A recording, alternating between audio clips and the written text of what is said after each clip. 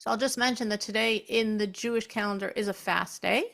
It's the fast day that marks the beginning of the 3 weeks. So this is a Jewish fast day. So I have not yet eaten or drunk today anything, which is fine, thank God. God's made a very easy fast day for me. But this marks the beginning of the 3 weeks of mourning for the destruction of both temples, and not only for the destruction of the temples, but really for any pain, for any destruction, for any grief that the Jewish people have gone through, which, including that would be October 7th, Holocaust, all the pogroms and libels and everything we've gone through. These are the 3 weeks of mourning. So it began today.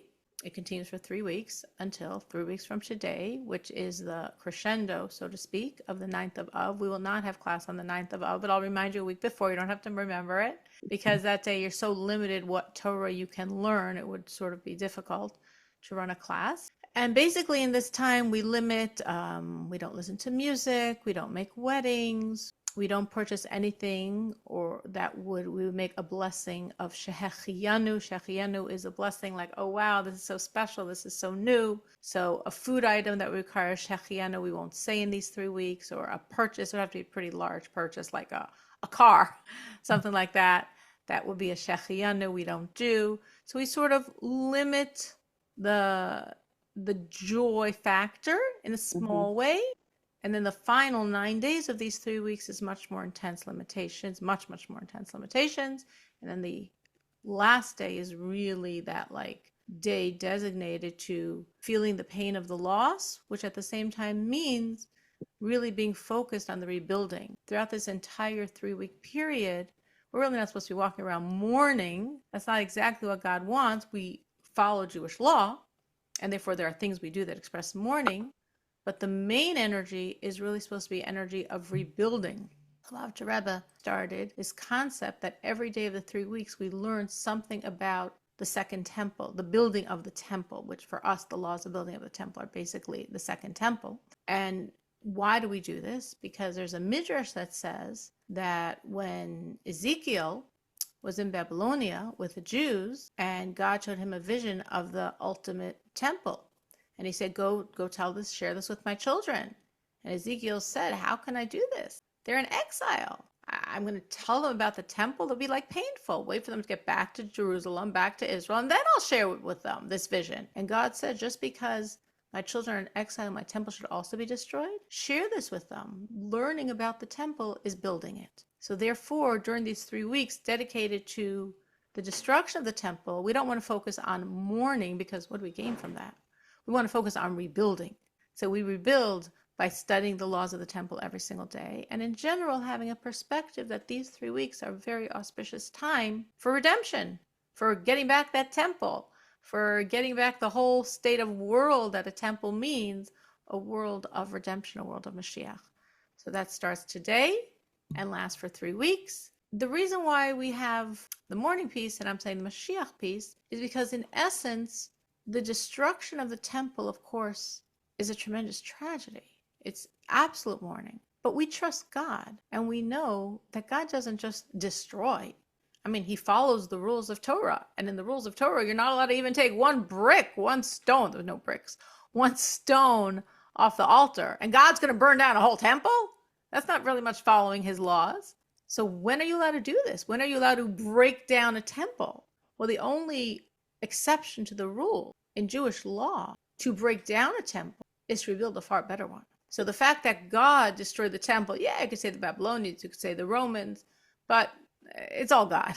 So God destroyed a temple means he had a vision of the third temple that would warrant taking down this one to have that one. So that's why these days when we're focused on mourning, we're focused on rebuilding.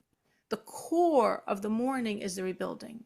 And in previous generations, of course, when they were further from the realization of redemption, of Mashiach, they felt the surface, which was the mourning. That was the real intense energy they felt. But as we get closer and closer to the revelation of redemption, of Mashiach, the Lubavitcher Rebbe says, the outer veneer, the mourning piece is flaking away, and we more and more can access what's really going on, the real inner core of these days and of these weeks, which is Mashiach, which is redemption, which is rebuilding. As we're told in the prophet Zechariah, and as the sages discuss in the Talmud, in the times of redemption, the times of Mashiach, the 4 fast days commemorating destruction, we have 4 fast days commemorating the destruction of the temples. These 4 fast days will be holidays. Well, why would it be holidays? Okay, we're glad we're not fasting anymore. We're glad we have a temple. We're glad we have no need to mourn. But why commemorate that we used to mourn on these days? It's not the point. The point is now we have the eyes to understand and see that everything God did that looked to us like the destruction was really part of the construction. So therefore, those days that mark destruction were really marking construction. So when we're in exile, on the surface, what we see is destruction. And therefore, we have to fast and mourn. And by the redemption, we'll understand it was all part of the construction process. And therefore, on these days, we'll rejoice. So that's the energy of this time. And we will now look at ethics of the fathers. Before I start that, any questions, anything I just said? I have a question. Sure. So is this something that you would recommend that anyone do, fasting on these sort of days, or is this just informational? I don't, I always wonder about the idea of the fasting. I don't know that a Noahide has to fast, but I think the energy they should be aware of, meaning it was informational in terms of, and I always feel this with a lot of things. But this is my feeling, I'm open to other people's feelings. But my feeling is if we know these are days where there's this, on one hand, level of mourning and level of anticipation for redemption and desire for redemption and focus on redemption.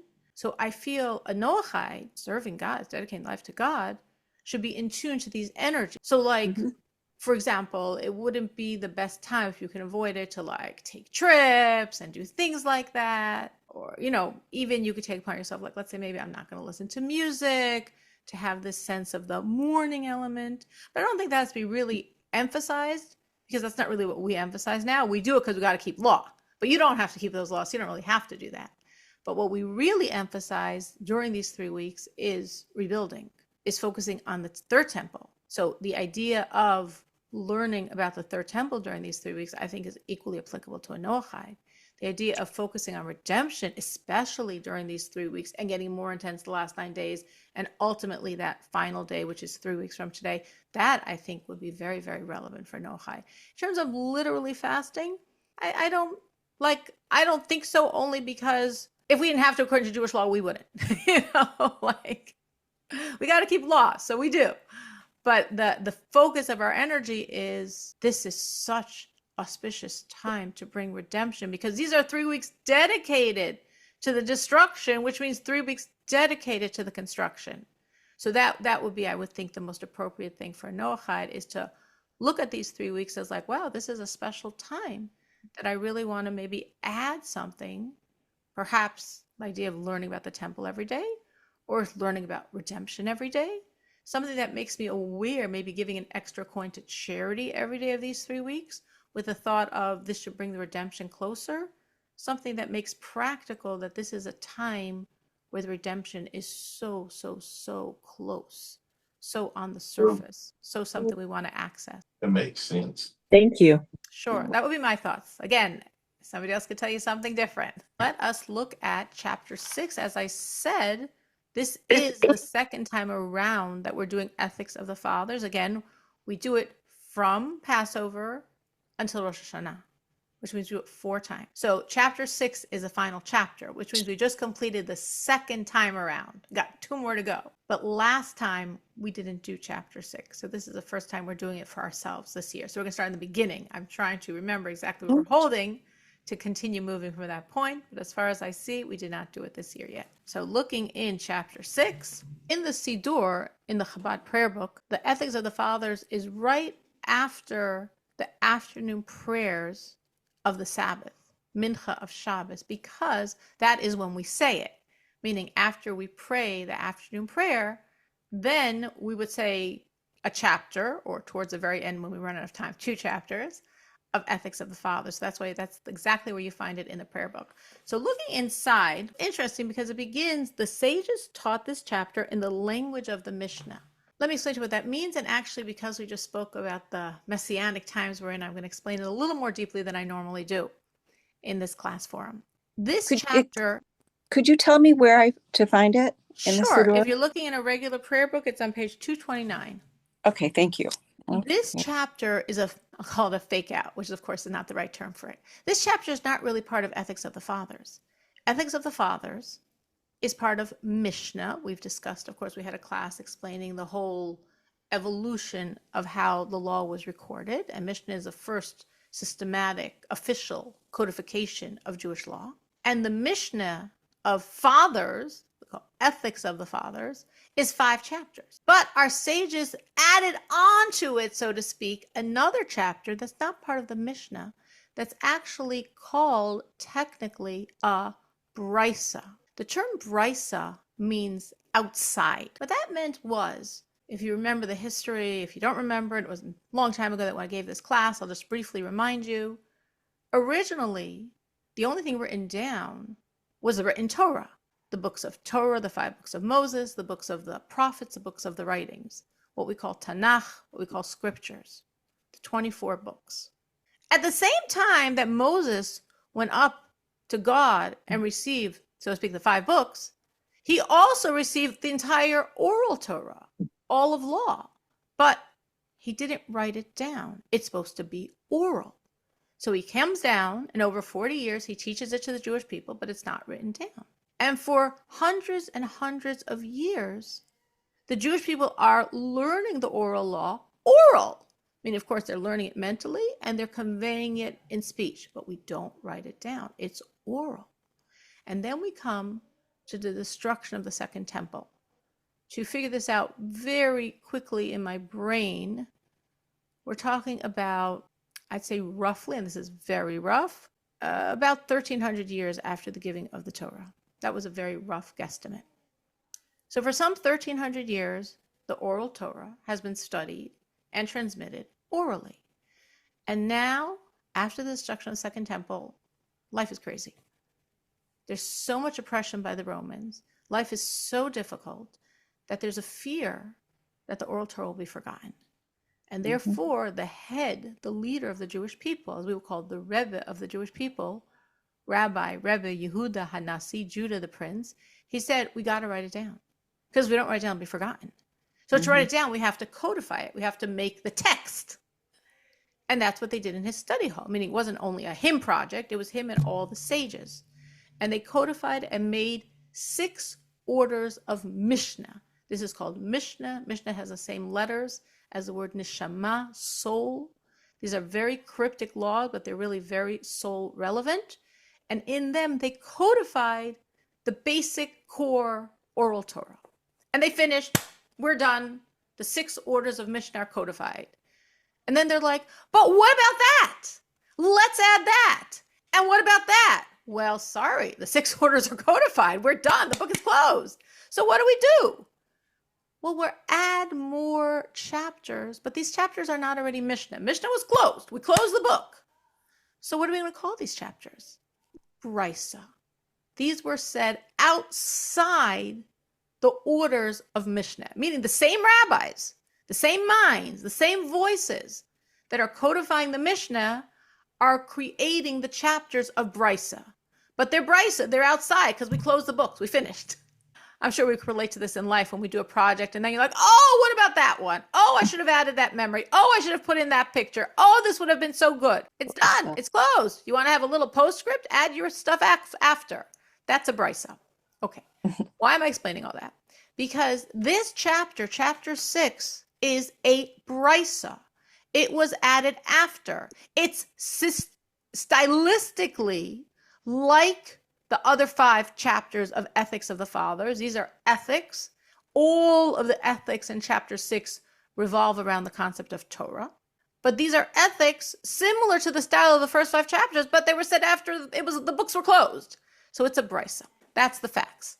Now that we understand the facts, let me give you a little spiritual, deeper level, which connects to what I was saying before about these 3 weeks. And like Mashiach is so tangibly close. When we say that this is a brisa, that this is a chapter that's outside, on one hand, this means very simply, the first 5 chapters are in and everything else is outside. So from this brisa, from these chapters that are codified by the same authors, by the same sages that created the Mishnah, from there until today, it's all like one big brisa. Meaning from after the Mishnah is closed until today, talking about some 1800 years, it's all a brisa. It's all outside the writings of the Mishnah. On another level, the real Torah, the real inner Torah, is a Torah of Mashiach, the Torah of redemption. As we're told that when the redemption comes, when we have Mashiach, it's almost like God's giving us a new Torah. Nothing new, of course. There's not going to be a second giving of the Torah, but we'll understand the depth and the reasons that we never were privy to before. It'll be a deeper level of Torah, truly was given to Moses by Har Sinai, by Mount Sinai, but never conveyed to us. So from that perspective, all of Torah, from the beginning of time until redemption, that's like the brisa. That's like outside. And the inside Torah is a Torah of redemption. But we're told, as it says here in the Mishnah, that there's a connection between the inner Torah and outer Torah. If the inner Torah is Mishnah and the outer Torah is post-Mishnah until today, this outer Torah connects to the inner Torah. If the inner Torah is a Torah we receive by Mashiach, and everything else is the outer Torah, by studying the Torah now, this connects us and transfers us to the Torah of Mashiach. And we could personalize this, and we could say, this also applies to the human, to people, because sometimes a person feels like a brisa, meaning a person feels outside. The brisa means outside. Sometimes a person feels outside. Like there's this whole world called Mashiach, and it's an exciting world, and it's the new world unfolding, and it's like very imminent, and now in these 3 weeks we're supposed to be really cued in, and you could feel outside. You're just outside that energy. It sounds exciting, but my heart's not resonating. It sounds cool, but I don't feel a part of it. I feel out of it. Sometimes we just feel out of it. So what are the sages saying in this Mishnah? Study the Torah that's outside, and through the outside Torah, you'll be drawn into the inside Torah. So when you now feel outside redemption, keep investing yourself in studying Torah about Mashiach. And as you study that outside Torah, but about Mashiach, it's going to draw you in. So you won't feel outside, you will feel within the reality of Mashiach unfolding. It's like the Lubavitch Rebbe explains, right now there should be such excitement and anticipation. Mashiach should be so real to us. But we find sometimes that it still doesn't feel so real. We can talk and talk and talk and talk about it, but it doesn't feel so real. The Rebbe says, why not?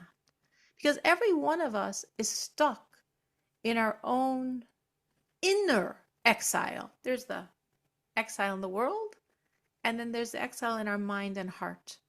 There's the garbage we carry around inside of us, and that's also an exile. But how do you escape yourself? Like you're stuck in the mud. You can't pick yourself up by your hair to escape the mud. You're in it. Your hair's in it too. Every part of you is in it. So if your mind and heart are under the inner exile that you feel with your own pains and traumas and losses, how do you escape that? It's you. The Rebbe says you transcend that by studying Torah, because Torah is beyond words. So when you connect yourself to Torah, it lifts you up past yourself, past those limiting forces, and you move from being outside the reality of redemption to being inside. You move yourself from being that brisa, a personal outside redemption reality, to transcend those limiting factors and finding yourself inside the reality of redemption. Have you seen this in your lives, that sometimes you feel outside God and your relationship to God, and then when you learn, it like reignites you and you get back into it? Yes, definitely. Mm-hmm. Yeah, Danielle said yes. Robin said yes. I would say yes for myself as well. I mean, we're human, and the world has a way of eating away at us and Right. distracting us. Mm-hmm. And Yeah. then when we get distracted, God gets a little more remote. Not because he's moving, because I'm moving, so to speak. And when Mm-hmm. we really want to bring him back to the present reality, the strongest tool we have is Torah. Torah is God's wisdom, God's will, God's thoughts, God's diary. He's sharing with us his wisdom and will. So when we're feeling out of it and we immerse ourselves in learning, and as Noahides, I used to think Noahides didn't have a lot of opportunities to learn. I know I'm wrong. You have loads of opportunities to learn. Yeah. So as you learn, you get back in. It feels real to you. And if it doesn't feel real to you, then you're probably not learning enough. So you just have to learn more and more until your flame is ignited. We always want to walk around with our flame ignited. Sometimes things happen in our life and that ignites our flame. Like we experience the tremendous kindness of God. Mm-hmm. We were very desperate and needy, and then God did something and we feel so close to him and so loved by him. But sometimes just in regular life, the fires could like shut down a little. And I think it might, listen, it could happen to Jews also. And for Noahide, it might be even easier only because in a Jewish life, there's so many details that are God driven that you're very surrounded by God's presence, but you could still be surrounded by his presence and your heart could go a little quiet. Mm-hmm. But, for Noahide, it's even more possible. And that's why it's really important to understand this concept that when you feel like you're an outie, you feel like you're outside, study Torah. Study Torah will pull you in. Anyone else have thoughts on this idea? How they see it relevant to themselves? How maybe they have other things that they see move them from being outside to being inside? Or maybe they've also experienced that enormous power of Torah? I have, ever since coming to, into the community and going to the shul and learning. I learn all the time. And you see that it has this tremendous power, Robin? A tremendous power. And it's like it keeps me moving and opening to many things and just feeling more energized. More energized. That's a beautiful word. And that word actually makes a lot of sense because Torah is life. Mm-hmm. So it makes sense when you're gulping in these big gulps of life, Mm-hmm. you feel energized. Danielle Right. said Psalms, and I, of course, agree with her. I'm a big fan of Psalms. Yeah, Psalms is good. I agree. I think that also just really helps us feel God's presence. It really feels a connection when I say Like I really feel it through the davening, whether it's at prayer. shul or every day at home, opening up the siddur and beginning to do, like the morning prayer is everything for my day. That's so beautiful. Mm-hmm. That is so beautiful. And God wants to hear your voice. He wants to hear your voice every day. He wants you to pray to him. It's important to him that you pray to him, and it's important to you that you pray to him. Right. So Robin's saying also the prayers. Danielle is saying the Psalms. We're all agreeing on Torah. It's good to find your, vitality, energy. You're potent. What works for you. It could be just being aware of God in your life, feeling God's kindness, feeling God's love. That could energize your service. But this ethics of the fathers is saying Torah. Torah study is going to move you from being out to being in. But if someone here says, well, that always happens to me every time I say Psalms, great, good, keep with it. Don't say, oh, I must be doing the wrong thing. No, it's good. It's wonderful. If prayer does it for you, like Robin is saying, that starts off our whole day in a God-centered way, it should start off your day in a God-centered way. That's part of the concept of prayer. So if prayer does it for you, great. No, we never take away something that works. I'm just adding the concept that you could also try Torah. You could try studying Torah. Some people do better reading a book. Some people likes to listen, to participate. There's amazing how many opportunities are there for the Noahide today to keep studying. And you say, do I have to? You don't have to. But if you want your relationship with God to be alive and healthy and moving and growing and well, it's a good idea. So there's a lot of things on Facebook with like Rabbi, oh, no, I can't even think of their names.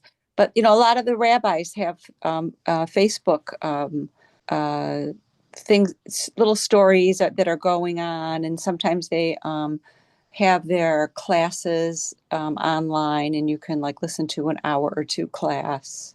That's great. Is that I'm not a Facebook person, but I know there's on YouTube and whatever opportunity YouTube, you have. I Facebook? mean, Hmm. Robin's blessed. She's in Chicago. She's got as many classes as she wants. I got But lots of a lot of Noahides do classes. not have those opportunities. Right, right. And take whatever you can get. I remember literally when I started this class, I remember talking to Danielle, and I just had this vision of the Noahide that, oh, they don't have an opportunity to learn. And then I started the class, and I found out that they have loads of opportunities to learn. You know, there's so many classes, which is beautiful, which is wonderful, which is amazing. There should be more and more and more and more of them. So Hmm. whatever echoes for you, you know, whatever resonates and works for you, if it's in person, if it's a one-on-one with a friend, if it's a live class, a Zoom class, a YouTube class, a Facebook class, reading yourself, studying the text, you know, whatever works. It's really, really important to grab Torah, to cherish Torah, Hmm. and to know that this is an enormous gift given to us by God, that he's sharing with us his very self. His Hmm. self he put in the Torah.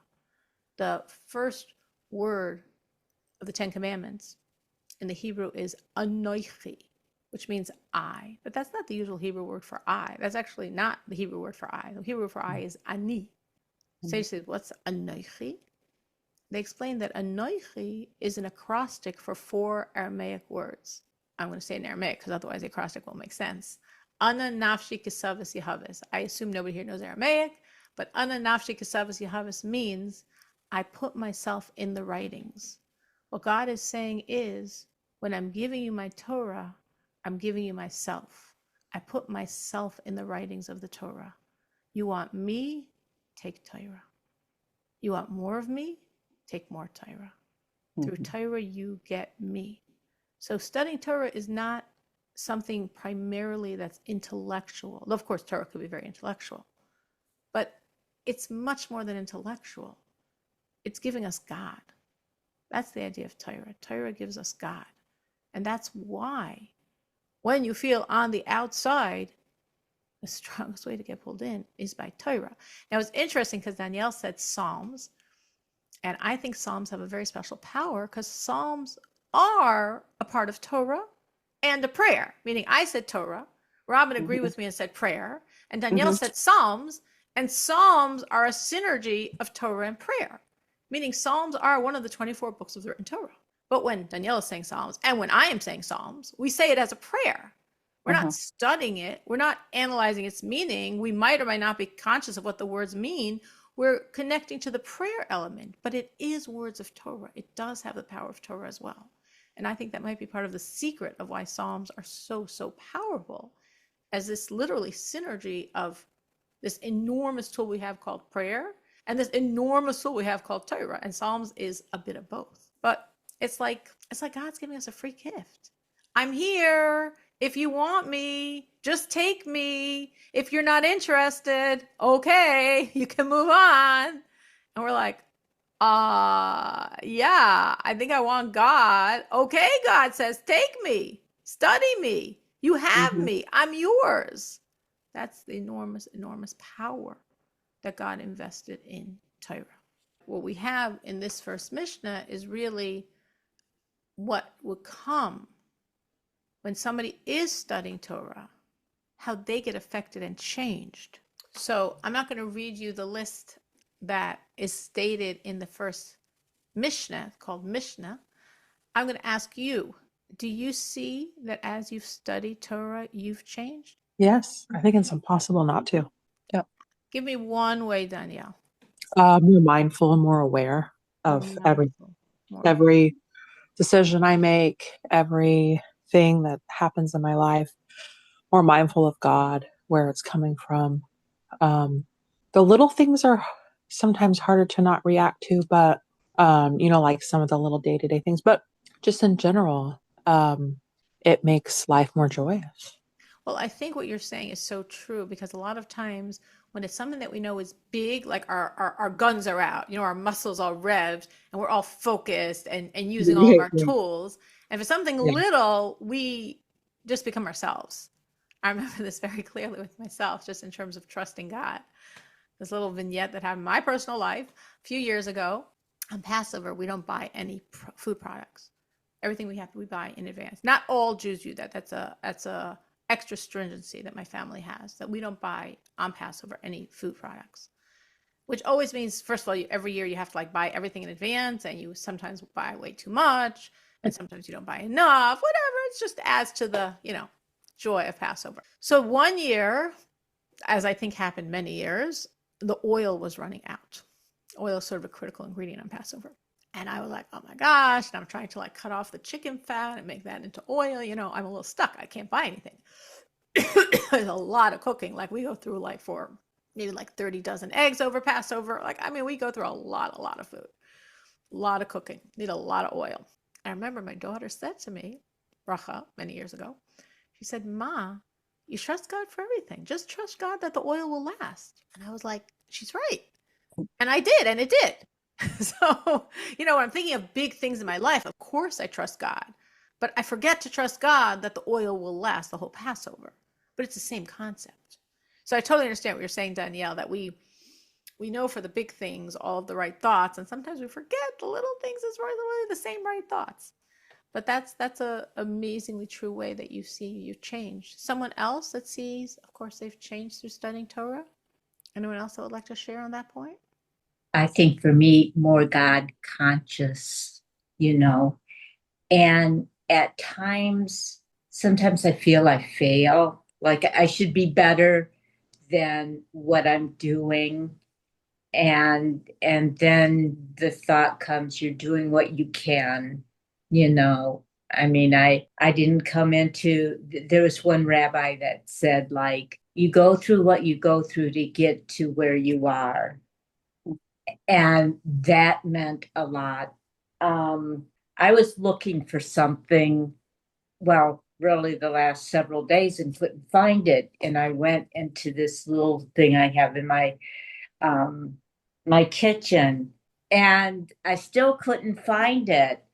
And for the last time I went through it, and I went through that tub that I have some stuff in, and there it was.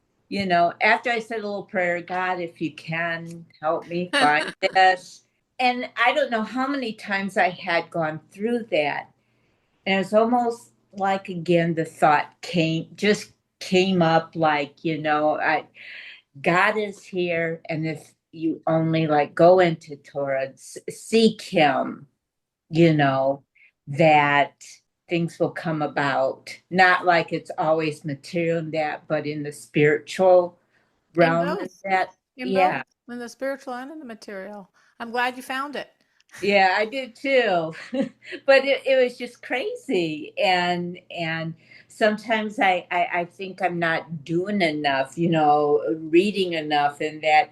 And I'm not the smartest tool in the bunch, I have to keep on going over and over. And that's just, I come to accept that that's just the way I am, and then I think, well, am I doing too much? I mean, one day I'm going to the study, and we're doing 2 books, and then on Wednesday and Thursday there's a rabbi that we're studying Emunah and that, and go that, and then Thursday I may come in to your husband's class on watching on YouTube, and maybe Friday night on YouTube. It's a what do you call that? Conservative synagogue, to see the service, and that, just feeling like I'm a part of a little bit. The community, the chat community is pretty cool. Until I finally go to a Chabad near, not that far from me in that. But, am I doing enough? Sundays here, I and think we all struggle with that question. Are you doing enough? Are you doing too much? Are you doing too little? And yeah, bottom line, Yep. God is infinite and we're finite. So the more we can do, the more we have a relationship with him. And everyone has a different ability. Like you're listing a lot, and someone else will be like, wow, I wish I could do that. But between all my work obligations and other obligations, I can't. So I squeeze in what I can. And someone would say, oh, I can do much more than that, but maybe I have less obligations than you, so I could put in more. God doesn't compare us. God's not saying, what's Linda doing versus what Danielle's doing versus what Sabra's doing. God looks at each one of us, and God knows exactly what he gave us. You're saying, did he give me a good enough mind for this? God said, I gave you the mind you need to have. I gave you the mind you need to have. I gave you the heart you need to have. I gave you the opportunities you need to have. I gave you the challenges you need to have. I gave you everything you need to have for your mission in this world. Everything. All right, I guess we will stop here. I am confident that besides Danielle and Linda, that everyone here really can look and see, yes, of course, I'm so different because of my Torah, because I'm sure that's true for every single one of us. Definitely true for me, and I'm sure it's true for every single one of us. All right, thank you so much for joining. We should have a special week, and remember again that these weeks really have special energy. Figure out how you can incorporate that special energy of redemption over these next 3 weeks. Thank you.